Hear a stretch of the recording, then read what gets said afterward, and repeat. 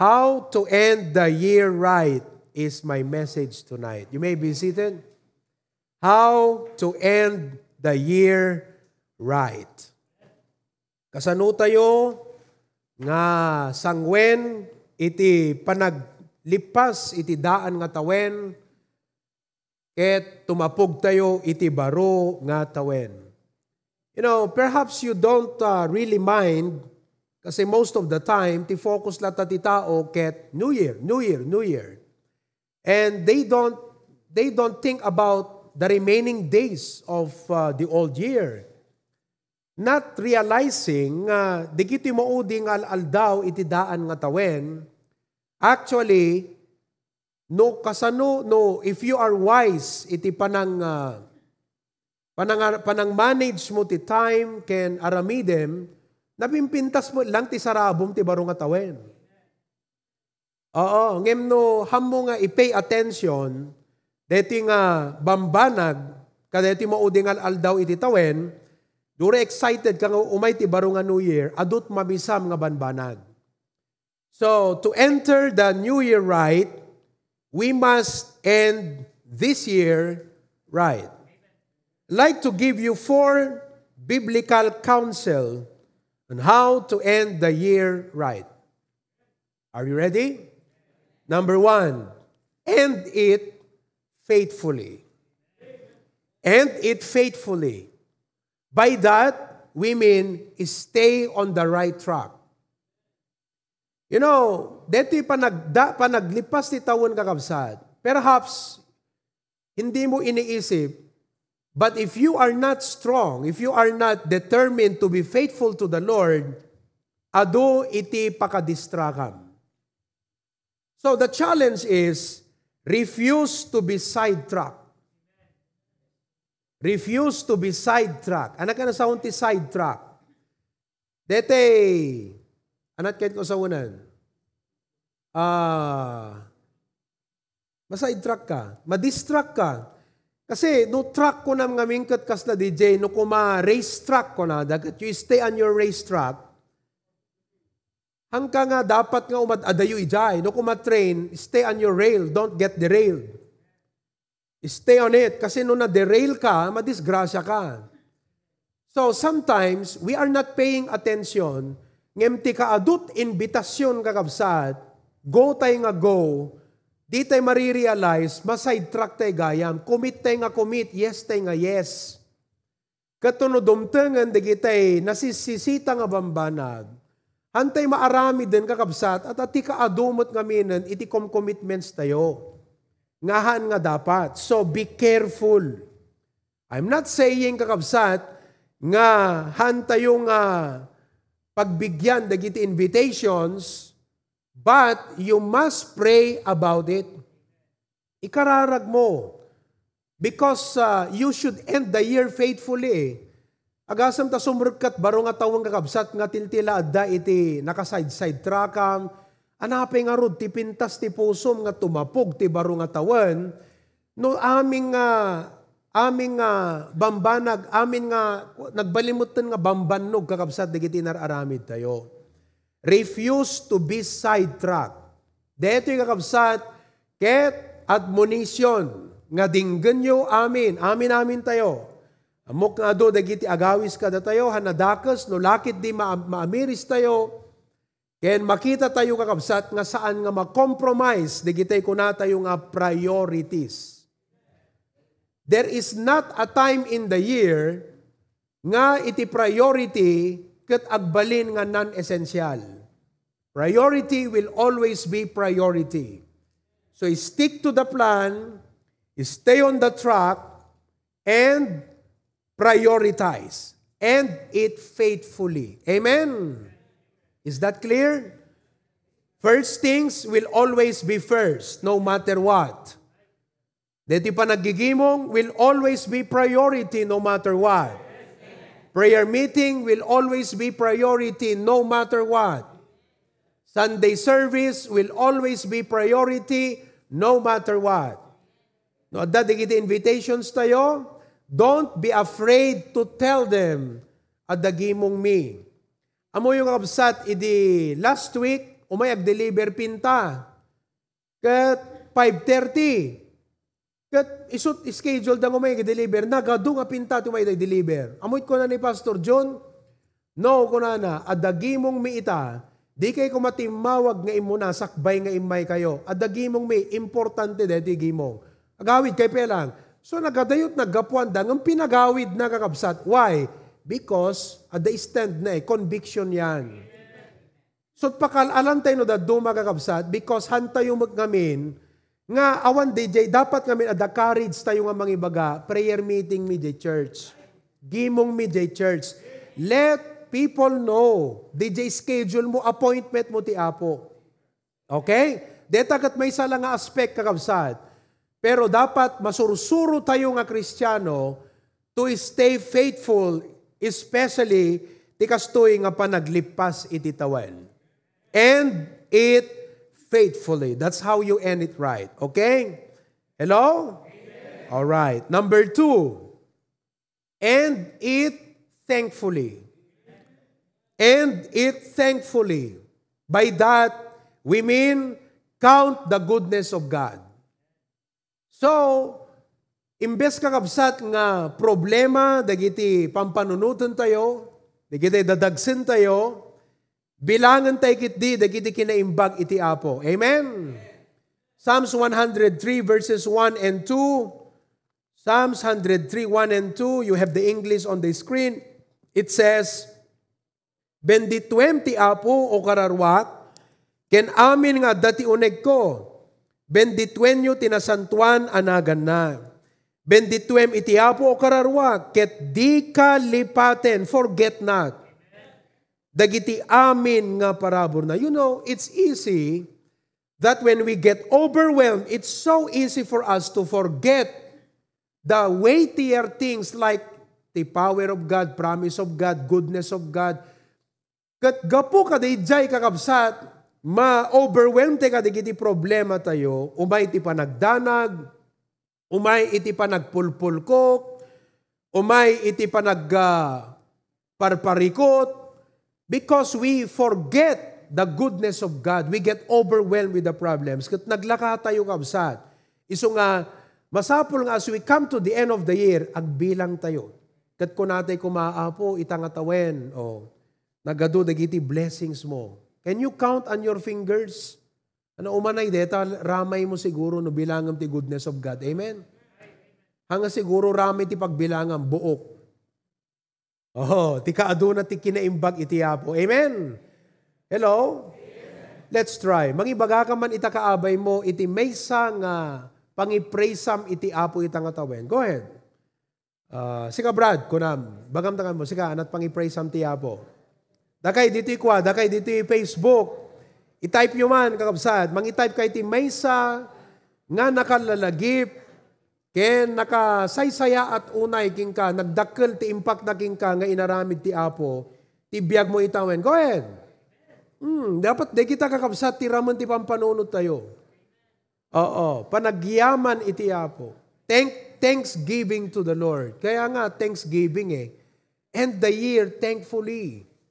Aduman dagiti iritasyon, aduman dagiti paspasamak nga na mapagpakadaan, paspasamak nga saan tayo plano, but it happens. And yet, the Bible says, in everything, give thanks, for this is the will of God. Number 3, and it contemplatively. Contemplatively. Ano ka nang asawan? Agtempla ka. And it contemplatively. From the word contemplate. Agamiris ka, utubem. By that we mean, evaluate and make things right. So, haan nga dete, puro ragragsaklat ta kakabsat. No diket, agtugaw tayo, agkararag. Kat kunate kumayti Apo, ipakitam kanyak, dagiti nagkurangak itang atawen. Tano, mabaling ko nga isettle ita, kat isettle ko. Ngumno saan, kat I will make things right in the new year. Amen. So, deti ti usto nga pa nga barwanan kakabsat.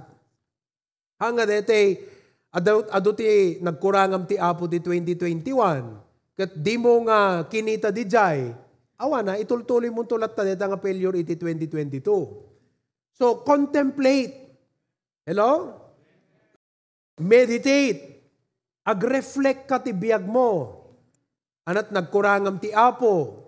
Anat nagkurangam iti church. Nagkurangam ti pamilyam. Nagkurangam iti spiritual life mo. Nagkurangam ti area ti soul winning.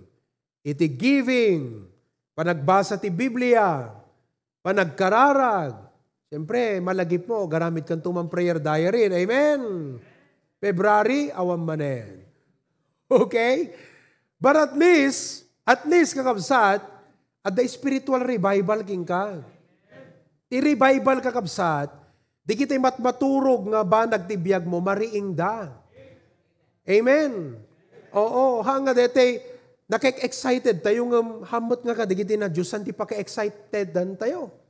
Di kita imot na indagaan, na inlasagan, na inlubungan mo ti paka-excited tayo. So, you follow this prayer. Psalms 139 verses 23 to 24. O, kuna ni Sister Marian, praise God. Tanalasatan mi, day di pa naka-COVID mi nga sa nga pamilya. You're glad you're still alive. O, dagay mo't nga daduma. Ha? Mangibaga kayo mo't ti instance kakabsat. O, adun eh. Anong duma? Praise God for my reassurance po ng salvation ko, QTan. Ni Angel, praise God for hearing and answering our prayers po, Pastor. Visa granted and stable job. Amen. Kaput kapeda kakabsat. Oh, see? Now, Psalm 139 verse 23, the Bible says, search me, O God. That's what you need to do. Find time.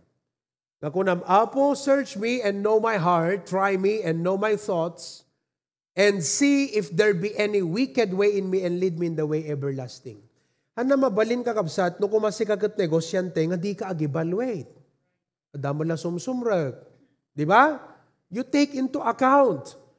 Isungarot ka di businesses on the year end, ag-sale. Why? Because nag-inventory da eh. I-sale tayo, di gito yung kaysa maperdi. Even at a lower price, maparawar tayo lagi diti kapital. Ibigay na natin para ma-replace ng bago kasi ito. Baka next year, pagtagal, masira pa yan. Kaya nagsisale na. Di ba? Inventory. Take an inventory of your life. Agin inventaryo kayo mo lang ti biyagyo kakabsat. Ti Kristiyano nga sa naging inventaryo ti spiritual life na kakabsat. Kat umok ti ado nga negative ken ado nga nanasaya ta bambanag. Yeah.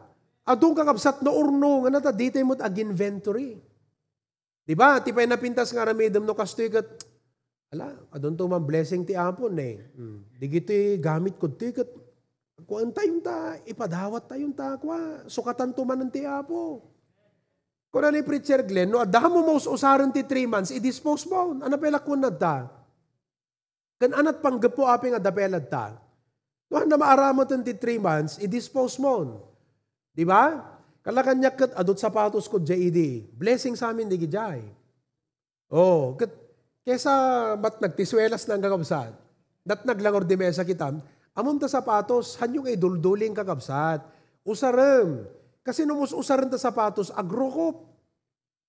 Agbritel. Maikat, di dapan na.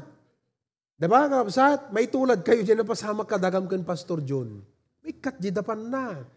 So what I did, kunak, kaputa ni Nico kat medyo kasais kam sa ti dapan.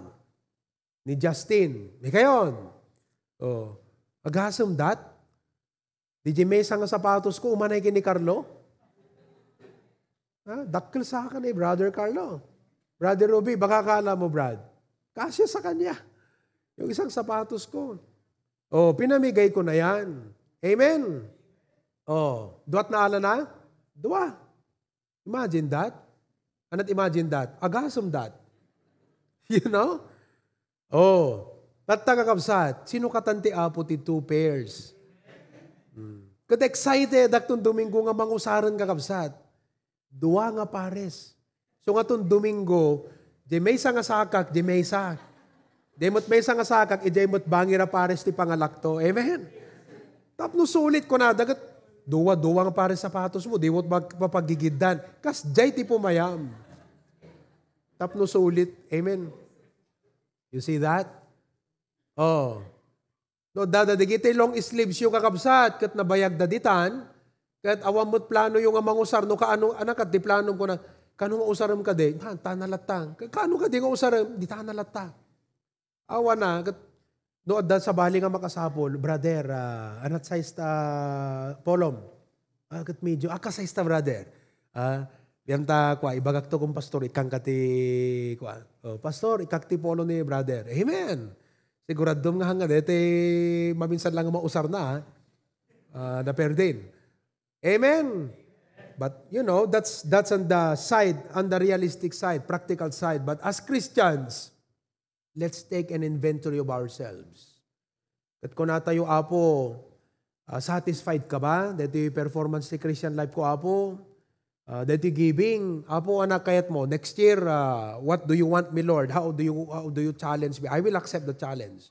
Soul winning, amen. Take an inventory, evaluate, and make things right. Oh. Kung ni Ate Josie, praise God and thanks God, tadakpay lang abiyag. Oh. Sino pa dito? Ni Gretchen, praise God for the mission here in Australia. Yes. Yeah. Idi anniversary tayo kakabsat nga na-inaugurate deta mission iti Australia. That's one of the significant blessings of HBBC this year. Aside kadigito'y projects tayo kakabsat. Amen? So much to thank God for. Tun Sunday, kantaan tayo tay Ilocano version. Is so much to thank Him for. Amen? Deta. Number 4, last. How do you end the year right? End it expectantly. End it expectantly. Oh, hanta yung ag-end nga kasla. Wanan, end of the world din. No dikat dapat kakabsat, mapabaro iti pananginanamata iti Apo, ken dumakkelpay dagiti namnamaan tayo nga aramiden ti Apo. Kuna ni William Carey, attempt great things for God, expect great things from God. That's why we are attempting a great thing for God. Because we are expecting great things from God. You see that? Ket ni, madaydayo ti Apo, deti umay nga panagpatakder tayo iti dakila kapilya.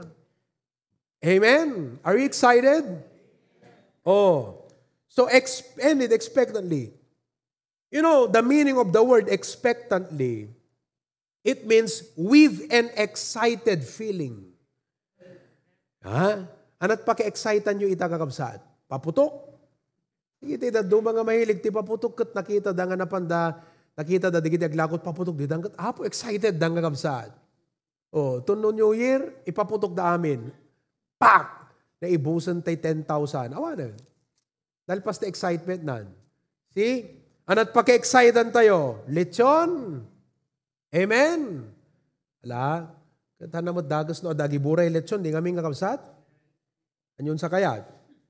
With an excited feeling, naman at paki-excited tayo, the things of God, the work of God, dagiti maipapan, iti Diyos tayo.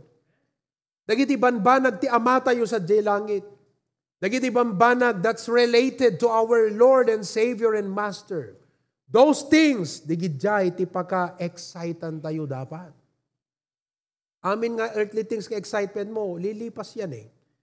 Mapaay ka pa, inuham mo, namithan na namit, DJ nga excitement mo ka, DJ nga banag, ay, natuloy, ay, pero with the things of God. Feeling of excited, feeling that something is about to happen. Especially something good.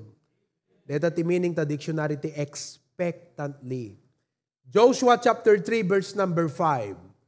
And Joshua said unto the people, sanctify yourselves for tomorrow, for next year, for on 2022, the Lord will do wonders among you. Amoy pagmayatan ti Kristiyano kakabsat. We don't live on the past. Ore adun dagiti balay giti naglabas, we praise God for that. We don't just live on the memories of the past. Because even when we get to heaven, those memories will be erased. You realize that?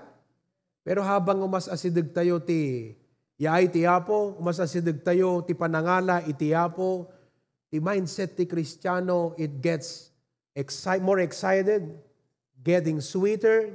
Why? Because of our expectation. Ultimately, the greatest expectation tayo, iti panangala ti Apo kada tayo.